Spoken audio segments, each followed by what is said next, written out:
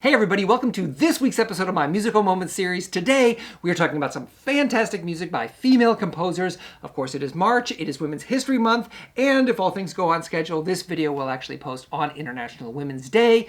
On one hand, it seems kind of ridiculous that we should all wait for permission of the month of March to talk about the fantastic contributions of female composers, and we definitely need to do a better job of that, myself included, throughout the year. But at the same time, I didn't want to let this opportunity go by to highlight some of the fantastic music of female composers that I know and love and to share it with you. This is actually going to be a two-part episode, so we're going to do 3 pieces this week, and then again, I'll follow up with 3 more pieces next week. I didn't want either of these videos to get too long that maybe you'd stop watching. The other good news, of course, is that I think nationally and internationally, our field seems to be at a place where maybe we're ready to start talking seriously about programming in a way that is not so old-fashioned. But more on that in a little bit. Let's get started.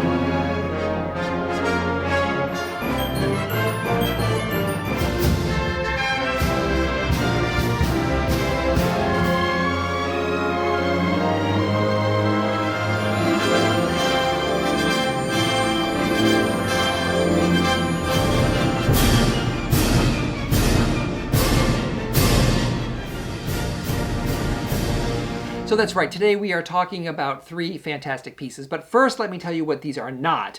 These are not the greatest pieces by women composers. I don't know all the music by women composers, not even a sliver, so that would be ridiculous to even suggest that, and these probably aren't even my favorite pieces by women composers.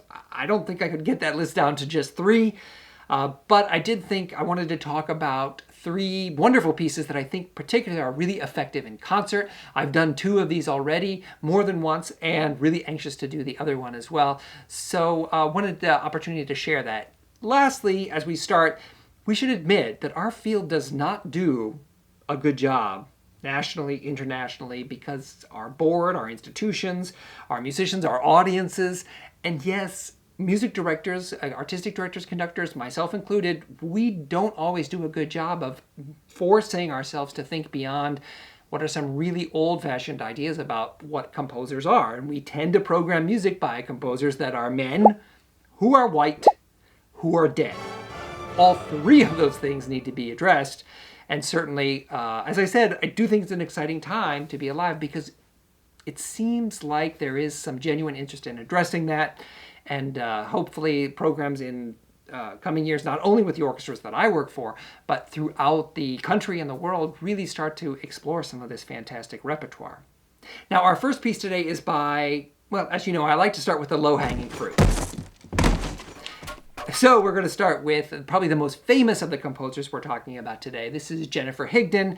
Jennifer Higdon has had a wonderful, wonderful career, and this particular piece was written in the year 2000, and it was for the Colburn School celebrating one of their anniversaries. The piece is called Blue Cathedral, and Blue is kind of a nickname that Jennifer had for her brother, who tragically passed away very young, and he played the clarinet, and Jennifer played the flute. So as you can imagine, it's very appropriate that a lot of this opening of this piece has this really interesting and intricate duet between a flute and a clarinet.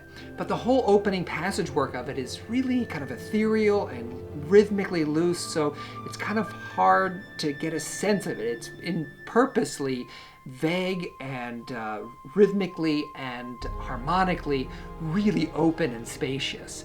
And Jennifer Higdon writes so beautifully in the program notes that this whole piece, you can imagine kind of walking through this cathedral where the walls are kind of transparent and the ceiling is transparent, so a cathedral in the sky she writes about.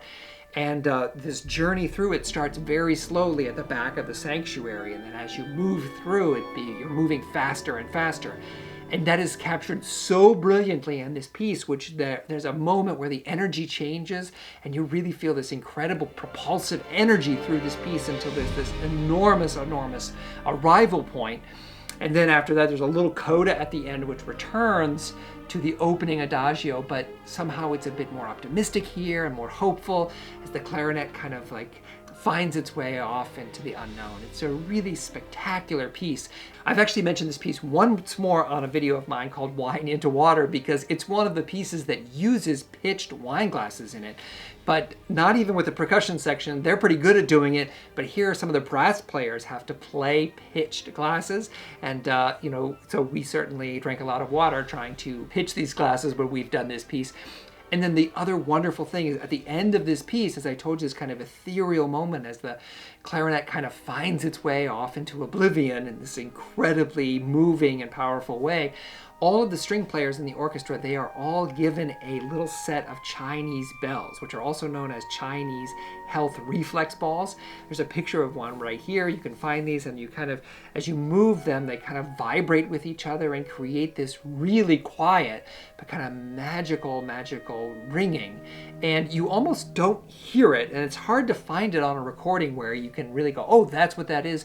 But in concert, it creates this kind of shimmering, magical sound, which is unbelievable. As I said, all the string players have that, so they're slowly picking them up, kind of a stand at a time. So it starts with just a few people, and then they add the stand of players behind them, and eventually, a couple of dozen of the string players are vibrating these balls with this shimmery sound. Absolutely magical, absolutely stunning in performance. And then you have the ringing of the glasses as well, the crystal glasses at pitches, and it just really creates a sound that you've never heard in the concert hall before with this really interesting combination.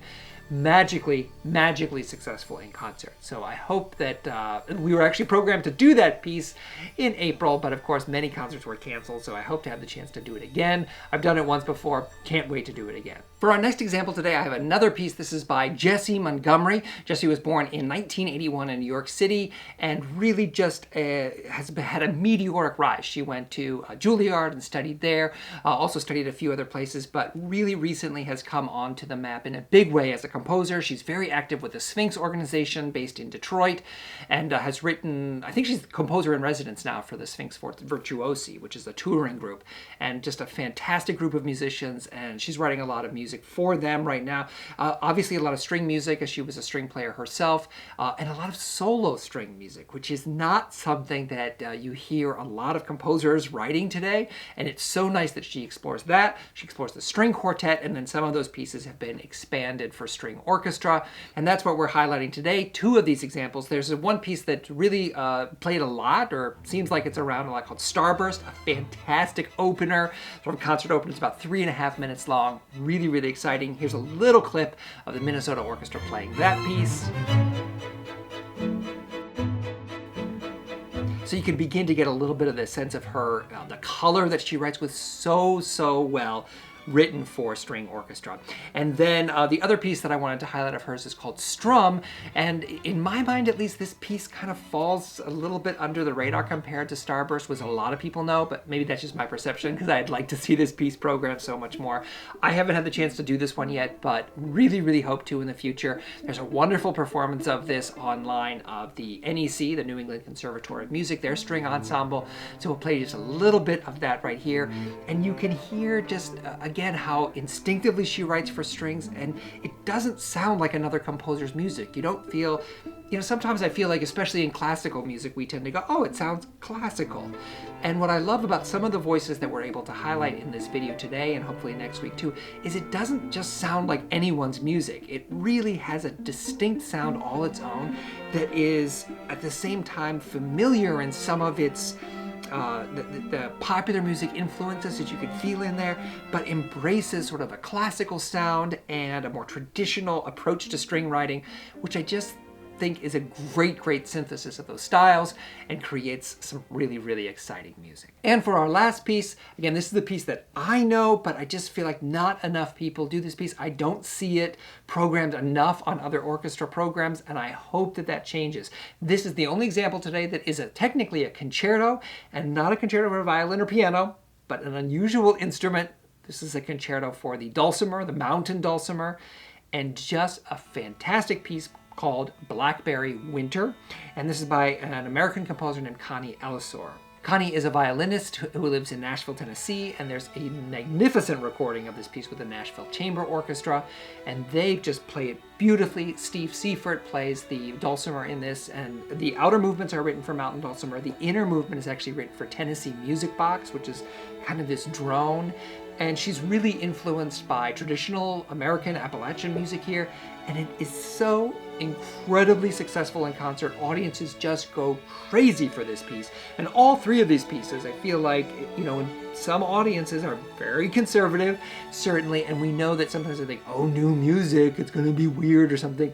These pieces are not. These pieces are really engaging, and especially this one, which just audiences go crazy for this.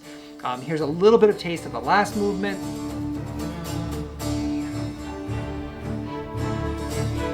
Just so exciting, and you can really hear that influence of traditional music, which Connie so brilliantly combines kind of a traditional concerto with sonata form, etc. Check out my video last week, sonata form, but also with this sort of Appalachian traditional music. It is spectacular.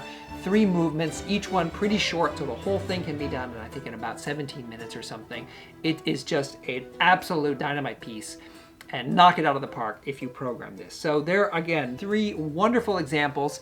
We could do a series like this and should do more of these because there's such great music to share with you. But lastly, I will say too, I think that our institutions have a big responsibility not just to fall into the trap of doing these just in March. Like, we need to be talking about these pieces all year round and presenting them not only in concerts throughout the year, but also making sure that we don't present them in a way that's kind of a museum or checking a box, an obligatory performance, but making sure that we bring that same passion that we are so good at bringing to music of Tchaikovsky or Beethoven or Copland or Gershwin, but bring that same energy and that same attention and passion so that we can convince our audiences of this music's quality. We're really good at that in music of composers who are white and male and dead, but we need to learn and bring our very best work to composers who are not necessarily in those 3 categories.